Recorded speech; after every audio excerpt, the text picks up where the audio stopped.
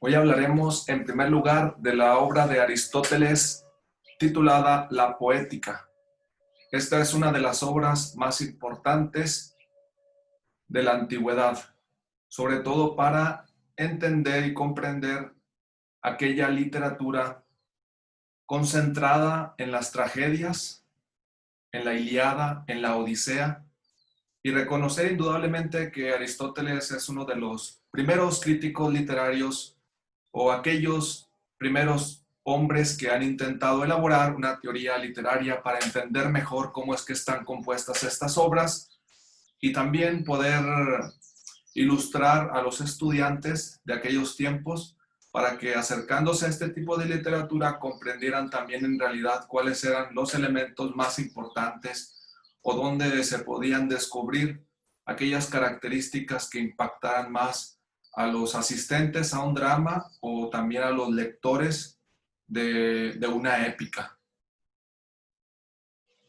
Vamos a comprender y a revisar un poco lo que significa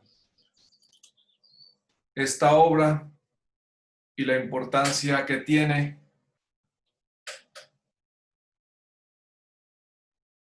En este caso, conviene recordar algunos aspectos biográficos de Aristóteles para ubicar también más o menos cuándo pudo haberse escrito esta obra de la Poética. Según una de las ediciones de esta obra, en Editorial Alianza, tenemos los siguientes datos que nos presenta la persona que hace una introducción a esta obra y también algunas aportaciones con respecto al contenido de la misma. En el caso de la Editorial Alianza, presenta la obra poética de Aristóteles con traducción, introducción y notas de Alicia Villar Lecumberri.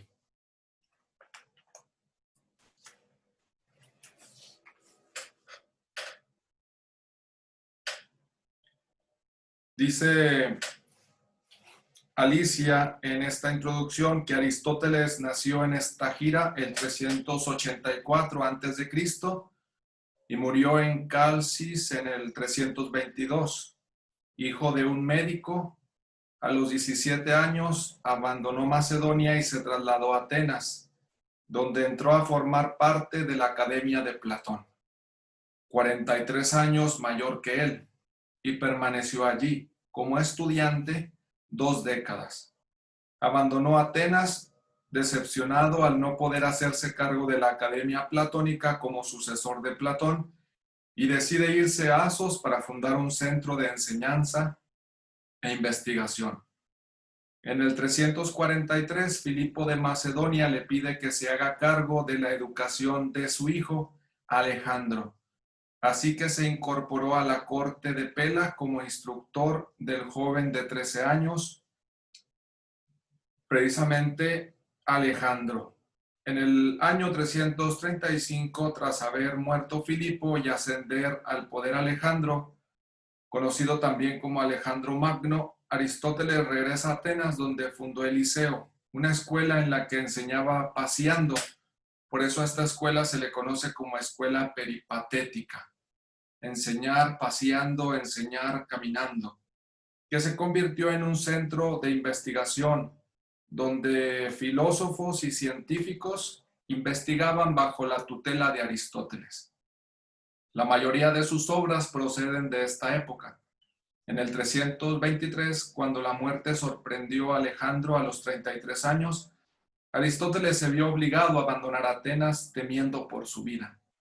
Maestro y discípulo siempre habían tenido una excelente relación y Aristóteles se vio acorralado por las envidias y el odio de sus contemporáneos. Así que se marchó a la isla de Eubea, donde falleció un año más tarde aquejado de una úlcera de estómago.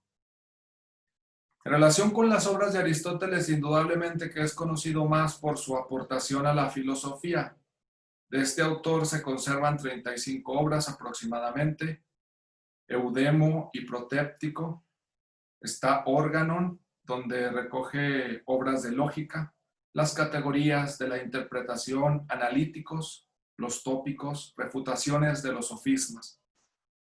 También están, sin embargo, no solamente obras de carácter filosófico, sino también de carácter literario, como la retórica y la poética, que es precisamente el objeto de nuestro estudio, o por lo menos un acercamiento inicial a esta obra. Continúa explicando Alicia Villar Lecumberri que la poética de Aristóteles hay que concebirla en la esfera del arte, en el sentido aristotélico del término. Así el arte es ciencia y el objetivo de la ciencia es examinar y constatar las normas generales que la determinan. Por su parte, la poética presenta un carácter esquemático y analítico. Sus normas se refieren más a la técnica y a la forma externa de la composición poética que a la esencia en sí misma y a su contenido. La cuestión básica que se plantea en la poética es cómo debe estar compuesta una obra dramática para mantener continuamente el interés del espectador. Y efectivamente, cuando uno se acerca y va leyendo esta obra de Aristóteles, uno descubre efectivamente que sus distintos capítulos van manifestando un acercamiento a la composición o a los elementos en que puede distribuirse un drama, el argumento, tipos de argumento, simple, complejo, qué función tienen los personajes, cuál es la importancia de ciertos elementos dentro del drama o de la épica, que indudablemente genera lo que más tarde conocemos también como un análisis de una obra literaria, o cómo hacer una obra literaria, cómo escribir una obra dramática, cómo escribir una obra narrativa, qué elementos deberían de tenerse. Aristóteles inicia, por así decirlo, una escuela de escritura y redacción, de obras que puedan llegar efectivamente a afectar a los asistentes a un drama o también a los lectores. ¿Qué elementos deberían ser los más importantes para que una obra pudiera considerarse de carácter literario? Si todavía nos fijamos más o menos cuándo pudo haber escrito esta obra, dice Alicia Villar Lecumberri que respecto a la cronología de la poética no tenemos testimonios ni dentro ni fuera del texto. De todas formas, dado que es acromática, no pudo escribirla en los 20 años de su primera estancia en Atenas. Es decir, no pudo haberla escrito entre el 367 y el 347, hasta la muerte de Platón. Tampoco cuando estuvo en Asos, dice Alicia, en Asia Menor, del 347 al 342, ni en Pela, Macedonia, que es del 342 al 335, pues no es probable que allí enseñara a discípulos que tenían que tener unos conocimientos previos y un interés específico en cuestiones literarias. Estos presupuestos no podían darse sino en Atenas, dice quien hace la traducción y la introducción a esta obra. Así que Aristóteles debió de escribir la poética en sus últimos años de vida, cuando tenía experiencia didáctica y científica, más o menos entre el 335 y el 323, al ser el fundador ya de la escuela filosófica peripatética. Otro elemento que nos ayuda también a ubicar cronológicamente la obra de la poética es que ya en la retórica de Aristóteles, escrita después de los años 338-336, cita continuamente la poética como una obra ya compuesta y puede deducirse que la compuso entre los años 334-330. ¿Qué es lo que queremos destacar de esta obra de la poética? Vamos a destacar un aspecto que se llama la anagnórisis. Proponemos en este curso de literatura antigua detenernos en este elemento que forma parte precisamente de tantas obras literarias de la antigüedad. En definitiva, todos podemos habernos dado cuenta de este fenómeno en la vida diaria, en el cine, en la literatura. Normalmente, por explicarlo en palabras sencillas, nos enfrentamos o somos testigos o tenemos la propia experiencia de una anagnórisis cuando tenemos un reconocimiento. Cuando reconocemos a una persona, la identificamos, sabemos quién es, experimentamos una anagnórisis. Cuando descubrimos quién ha realizado un hecho determinado, tenemos la experiencia de una anagnórisis. Cuando reconocemos algo que nosotros mismos hemos hecho o no hemos hecho, tenemos también la experiencia de la anagnórisis. Vamos a fijarnos en qué parte de la poética aparece esta palabra para poder entender más ampliamente la propuesta aristotélica con respecto a este tema.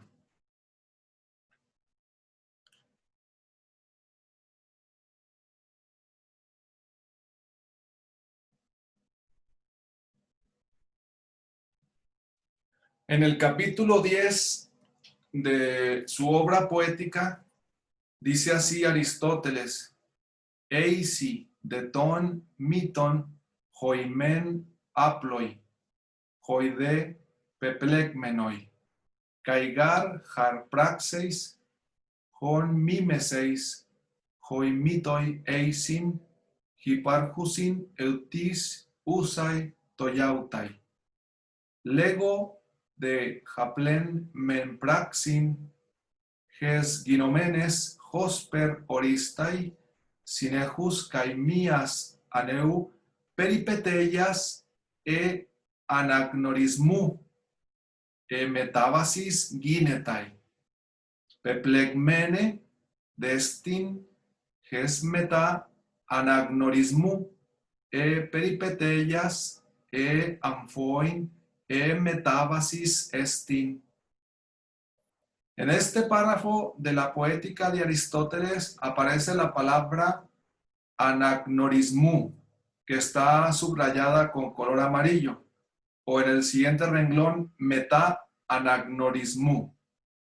En este capítulo de Aristóteles nos está hablando de los dos tipos, dice ahí, ton miton, los dos tipos de argumentos, se puede traducir, los dos tipos de mito, los dos tipos de trama, etc. Y dice que pueden ser simples o complejos, es lo que dice Aristóteles en este párrafo.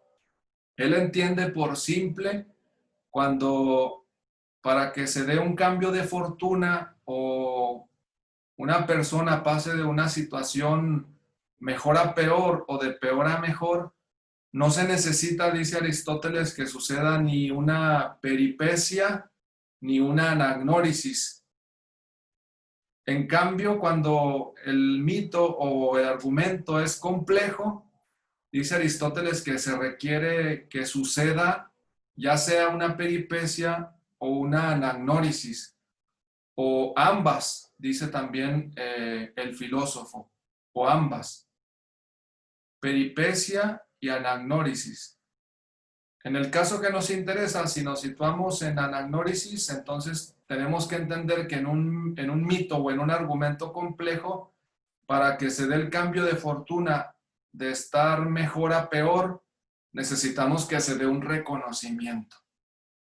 Ya podríamos imaginar de forma sencilla que alguien que es pobre y durante la obra literaria permanece pobre, de repente se descubre que en realidad es un príncipe. Y al descubrirse que en realidad es un príncipe, sucede por lo tanto una anagnórisis, lo cual genera un cambio de fortuna, puesto que pasa ahora de ser pobre a ser un príncipe. En principio pensamos que ahora pasa a ser rico.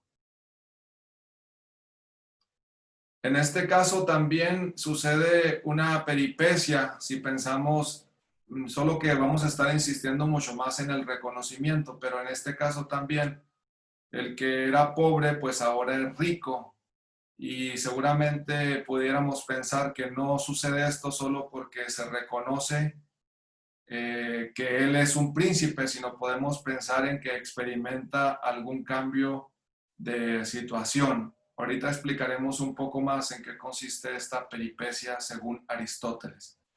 Por lo pronto nos hemos acercado al capítulo 10 de la Poética para descubrir dónde o qué le interesa a Aristóteles con respecto a la anagnórisis. Le interesa situarla o situar este fenómeno dentro de un mito, un argumento que sea complejo. Así es como empieza hablando de esta técnica literaria. Más adelante, en el capítulo 11 de la Poética, vuelve a aparecer la palabra anagnórisis. En este capítulo 11 nos habla primero de lo que es la peripecia. Dice, esti de peripeteia men geis to enantion tom pratomenon metabolé. Y en definitiva nos está diciendo Aristóteles que cuando sucede una peripecia, pues las cosas ahora van en un sentido contrario o tienen un efecto contrario. Se alcanza algo que no estaba previsto, se ha llegado a tener una situación totalmente diferente que la que existía antes. Con la peripecia tenemos efectivamente una conversión, un cambio de situación, se alcanza un efecto contrario, diferente a lo que se tenía, que es lo que se quiere expresar con estas palabras. Y luego ya da algunos ejemplos de la obra Edipo, y ahí es donde habla de lo que sucede en esta obra, especialmente cuando creyendo traer noticias buenas a Edipo, sucede lo contrario. Entonces hay una peripecia. O cuando un personaje va persiguiendo a otro para matarlo, resulta que el que perseguía es el que muere, y el que era perseguido para morir en realidad se salva, que es como va diciendo al final de esta explicación de peripecia, apotanei tonde sotenai. Uno que en principio pensaba vivir es el que se muere, y otro que pensaba, o que según esto se pensaba que iba a morir, entonces es al final el que se salva. Esto se llama, o son ejemplos de peripecia. Ahorita seguiremos comentando un poco más este fenómeno. Luego ya viene lo que nos interesa en este capítulo 11, dice, ahí está en color amarillo, dice, anagnórisis de Hosper kai tunoma semainei, ex agnoias eis nosin, ex agnoias eis nosin metabole, eis filian, eis extran, ton proseutigian, que distigian, orismenon. Lo que interesa en primer lugar destacar es que anagnórisis se define o se presenta como el paso, dice ahí claramente metabolé, más que peripecia con respecto a un efecto contrario, aquí se trata de descubrir qué es metabolé exagnoias, de la ignorancia, agnoias, eis nosin, al conocimiento. La anagnórisis se sitúa, por lo tanto, en un plano de conocimiento. Hay algo que no se sabe, hay algo que se ignora y que es preciso descubrir, que es preciso conocer, que es preciso identificar. Por lo tanto, a diferencia de la peripecia, podemos decir que se va a situar más bien en cambios, vamos a decirlo, situacionales, o cambios en cuanto a conversiones, o cambios en cuanto a hechos.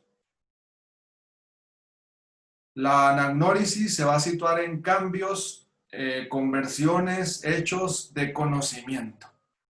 Sí.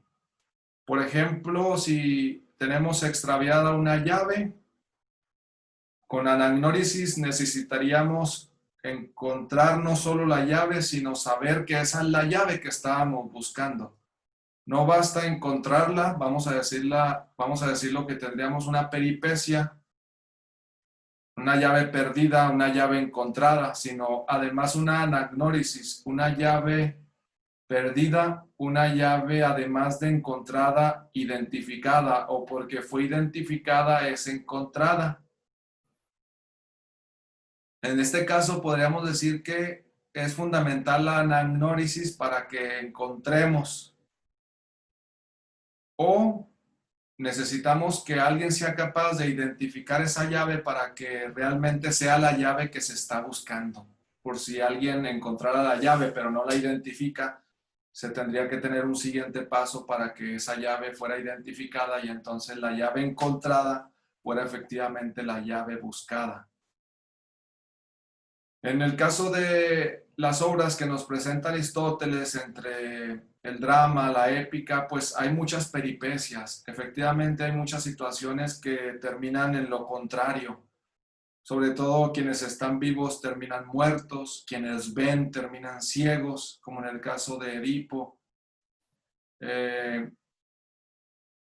En el caso, como decíamos, de Danao, que está efectivamente persiguiendo a un hombre para matarlo y al final termina siendo él el que muere, pues todas estas son peripecias típicas de este tipo de literatura que efectivamente pueden estar presentes hasta nuestros días, pero son algunos de los ejemplos que nos va diciendo Aristóteles. Cuando Odiseo también llega a su casa, pues acontece una peripecia, no solo mata a los pretendientes de su esposa Penélope, sino que recupera aquello que él tenía anteriormente de viajar a Troya para la guerra. Y habiendo llegado como un pobre mendigo, termina pues siendo efectivamente el dueño de la casa o siendo reconocido como tal. No nos podemos detener tanto en estos fenómenos. Si tenemos más tiempo en nuestro curso, recuperaremos algunos de las peripecias importantes.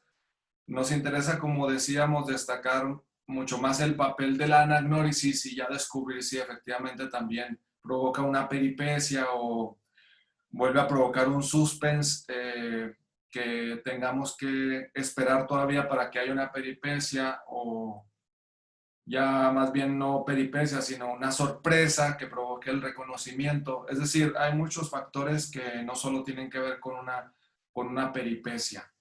La anagnórisis, en este caso, como decíamos, es un fenómeno muy rico porque nos ayuda a entender que en la literatura a veces no es tan importante que una cosa cambie, sino que se sepa. Esto es como el núcleo principal o el papel más importante que juega este fenómeno. ¿Cómo hacer que una obra literaria, el impacto, la catarsis o una experiencia en la que el lector o el asistente al drama se sienta identificado, por temor, como también dice Aristóteles, de que le suceda lo mismo que le está sucediendo a los protagonistas? Todos, el mismo Aristóteles lo dice, por naturaleza deseamos conocer, deseamos saber. Y el paso de la ignorancia al conocimiento juega un papel fundamental, no solo en la vida, sino en la obra literaria, que es sobre todo imitación, como lo acentúa mucho la escuela aristotélica, de lo que sucede, de lo que se vive. Ya entraríamos en otros registros con otro tipo de literatura que tenga en cuenta otras escuelas, además de la aristotélica. Pero en este caso, quizá también influya que siendo un filósofo, pues acentúe también el papel que juega este tipo de metabulé, de cambio, de paso de la ignorancia al conocimiento.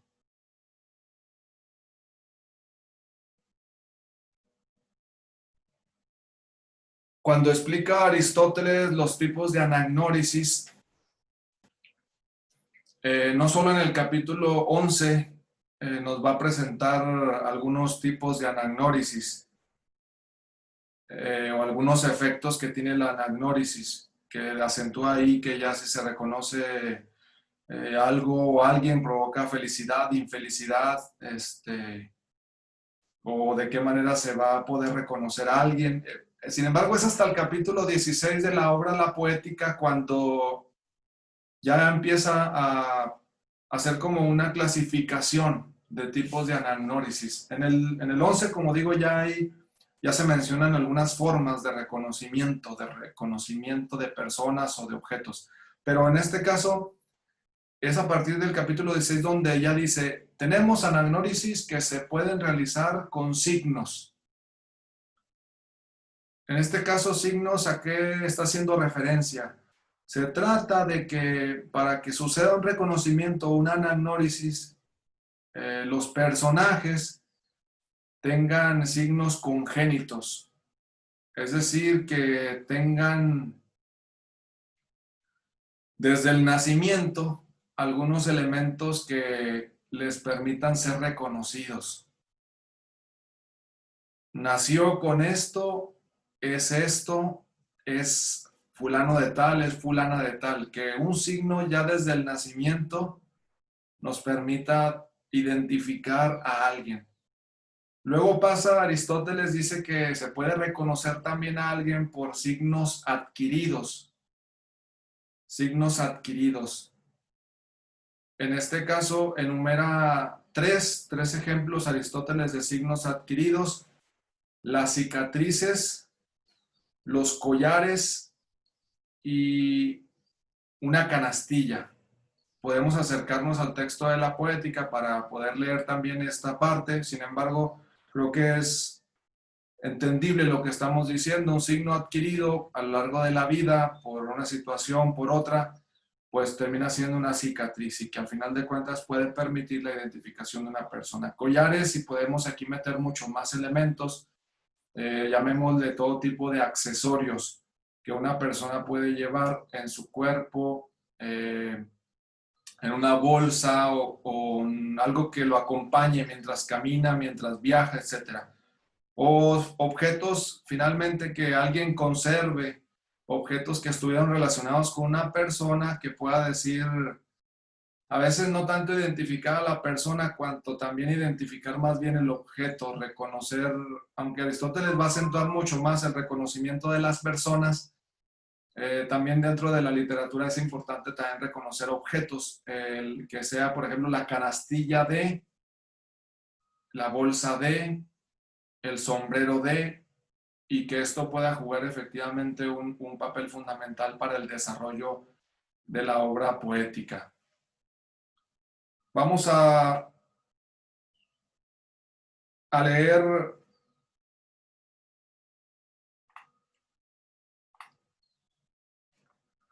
algo de la Odisea, donde juega un papel fundamental una cicatriz. Dice así, a propósito de estos signos: llega Odiseo a la casa donde se encuentra Penélope, y ya Penélope logra hablar con él, todavía conociéndolo como mendigo, no reconociéndolo como su esposo Odiseo, y le dice: forastero, ojalá llegara a cumplirse esa palabra. Rápidamente conocerías mi amistad y muchos regalos de mi parte, hasta el punto que cualquiera que contigo topara te llamaría dichoso.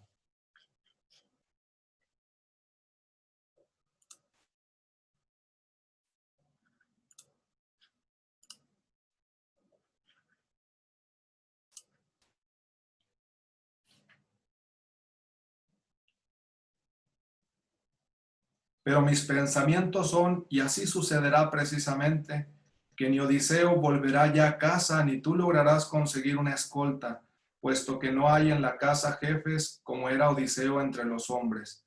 Penélope empieza a hablar con el forastero sobre precisamente su desesperanza. Ni Odiseo volverá ya a casa. Sin embargo, da los elementos que se deben de ofrecer a todos los huéspedes. Y dice, vamos, siervas, lavadlo y ponedle un lecho, mantas y sábanas resplandecientes, y así bien caliente le llegue eos de trono de oro. Al amanecer, lavadle y ungidle y que se ocupe de comer sentado en la sala junto a Telémaco. Está preparando ya incluso una especie de desayuno, de almuerzo, para que Odiseo esté junto a Telémaco, lo cual genera una fuerte expectación porque sabemos que Telémaco es precisamente el hijo de Odiseo. Será doloroso para aquel de los pretendientes que por envidia llegara a molestarlo. Ninguna otra acción llevará a cabo aquí dentro, aunque se irrite terriblemente. ¿Cómo podría saber, forastero, que aventajo a las demás mujeres en inteligencia y consejo si comieras en el palacio sucio, vestido miserablemente? Los hombres son de corta vida. Para quien es cruel y tiene sentimientos crueles, piden todos los mortales tristezas en el futuro mientras viva, y una vez que está muerto todos le insultan. En cambio, el que es irreprochable y tiene sentimientos irreprochables, la fama de éste la llevan sus huéspedes a todos los hombres, y muchos lo llaman noble. Y le respondió y dijo el muy astuto Odiseo: mujer venerable de Odiseo la Artiada, las mantas y las resplandecientes sábanas me disgustan desde el día en que dejé los nevados montes de Creta, marchando sobre la nave de largos remos.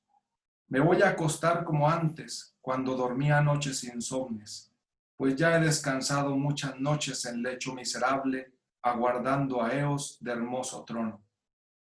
Odiseo empieza a decirle que efectivamente le disgustan todos los ofrecimientos que le está haciendo Penélope. Él prefiere mantener la vida que hasta este momento ha llevado. Pero descubriremos efectivamente qué es lo que está pensando en realidad el muy astuto Odiseo. Tampoco son agradables a mi ánimo los baños de pies. Ninguna mujer tocará mi pie de las que te son servidoras en el palacio. Si no hay alguna muy anciana y de sentimientos fieles que haya soportado en su ánimo tantas cosas como yo. Odiseo aquí hace o señala que solamente una muy anciana, una sierva muy anciana y de sentimientos fieles, que haya soportado tantas cosas como él, es a la que no le impediría tocar los pies. Aquí empezamos a descubrir elementos que podemos profundizar más detenidamente. Es decir, para que se pueda efectuar un reconocimiento por cicatriz, en la Odisea, al menos en este pasaje, se acentúa que de alguna forma las cicatrices necesitan ser compartidas. Dice que si hay alguna muy anciana y de sentimientos fieles que haya soportado en su ánimo tantas cosas como yo, parece ser que Odiseo va a proponer que alguien que tenga las cicatrices como yo, esa es la que tocaría mis pies. Se dirigió a él la prudente Penélope: huésped, amigo mío, pues jamás ha llegado a mi casa ningún hombre tan sensato de entre los huéspedes de lejanas tierras. ¿Con qué sabiduría dices todo? ¿Con qué discreción? Y empieza a decir Penélope que tiene una anciana que responde a las indicaciones que le da Odiseo. Tengo una anciana que alberga en su mente decisiones discretas, la que alimentó y crió a aquel desdichado, recibiéndolo en sus brazos cuando lo parió su madre.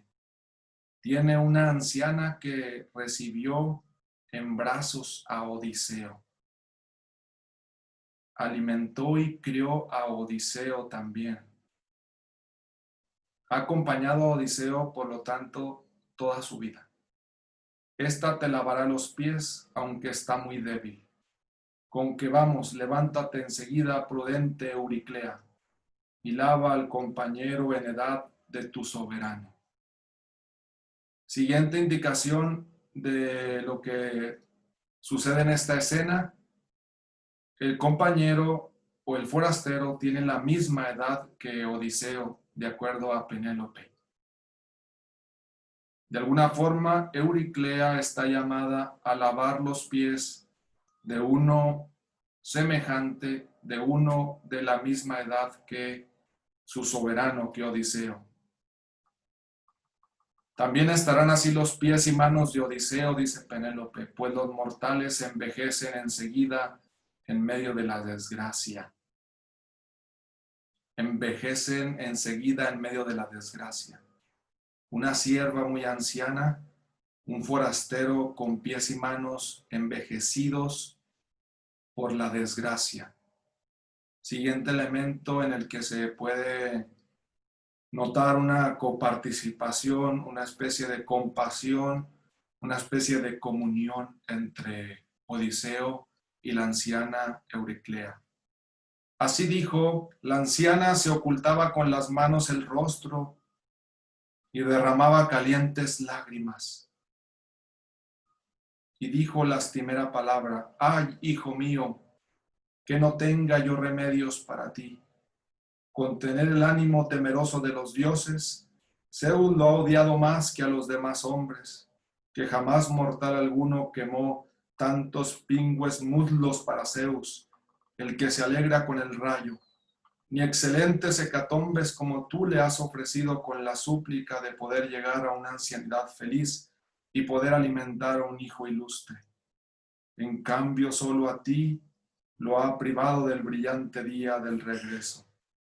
Tal vez se burlen también así de aquellas esclavas y hospedadores de lejanas tierras, cuando llegue al magnífico palacio de alguno, como se burlan de ti todas estas perras a las que no permites que te laven para evitar el escarnio y numerosos oprobios.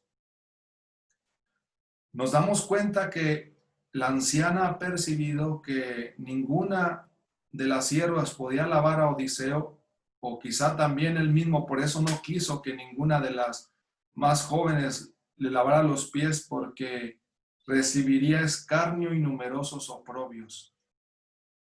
Había siervas que posiblemente no tendrían la empatía, la compasión, la comunión con lo que experimentaba el forastero. Y en este caso, la anciana, recordando a Odiseo, tiene otro tipo de perspectiva con lo que va a hacer con este hombre. Dice: a mí, sin embargo, me lo ordena la hija de Icario, la prudente Penélope, aunque no contra mi voluntad. Hay una especie de ánimo, de vínculo, de libertad, de decisión de parte de esta anciana para lavar también con gusto los pies del forastero. Por esto te lavaré los pies, por la propia Penélope y a la vez por ti mismo, pues se me conmueve dentro el ánimo con tus penas. Pues se me conmueve dentro el ánimo con tus penas.